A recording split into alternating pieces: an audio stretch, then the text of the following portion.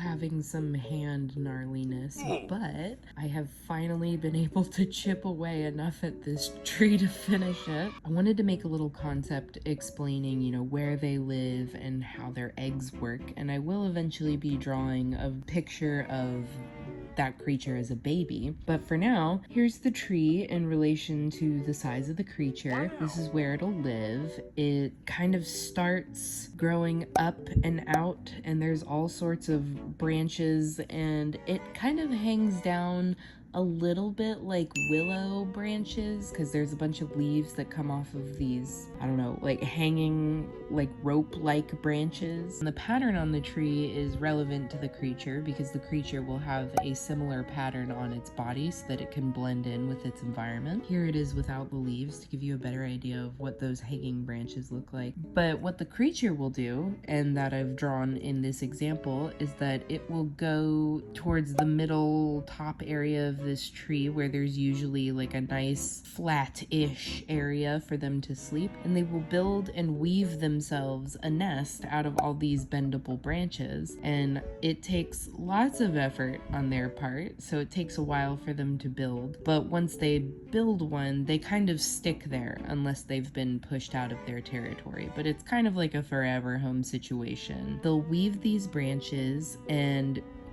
those branches will still grow leaves, so it creates a bit of cover for them as well, and it just becomes a nice little tree house based off of birds that weave their nests.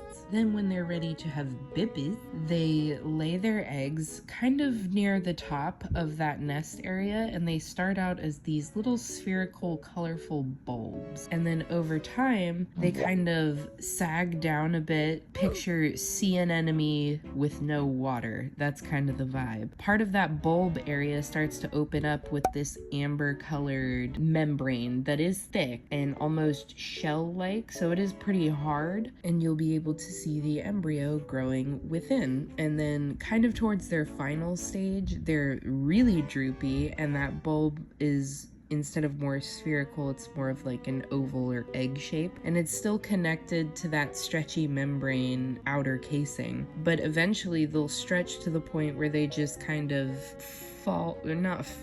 they start to rest on the bottom of the nest area of the tree, and then they will hatch, and then all the babies will just kind of be in the nest that the mom creates. They'll stay in there, then they'll kick their kids out once they reach like a year or two of age, because they're ready to go by then. They're pretty much fully developed, and then they'll find their own trees where they can have their own nests. And their territory isn't just the tree. They'll probably have a wide range of areas that they go to for hunting, and then they just kind of have like a home base, and that's their nesting tree. I'll be chipping away at the baby image and the final drawing for this creature, and then I'll throw it all together in a sheet.